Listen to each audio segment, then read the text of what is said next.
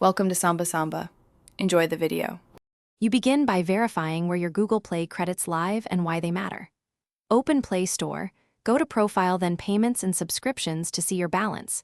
This ensures you spend the correct account.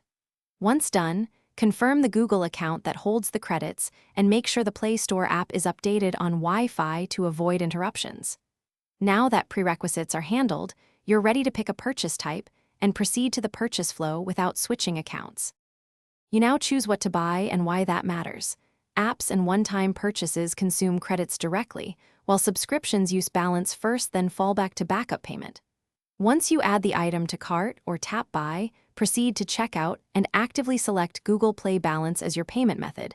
This guarantees the credits are applied. If the balance is insufficient, the remainder will charge your backup payment automatically. Make sure to check total, tax, and effective date. Finish by confirming the transaction and understanding post-purchase controls. After purchase, open order history to verify the charge and the remaining Google Play balance. And for subscriptions, navigate to Payments and Subscriptions, then Subscriptions to manage auto-renew or cancellation. If your credits do not apply, first sign out and sign back into the Google account, then clear Play Store cache and app data and try again. This resolves most sync issues. If problems persist, contact Google support through the Play Store help section for account assistance.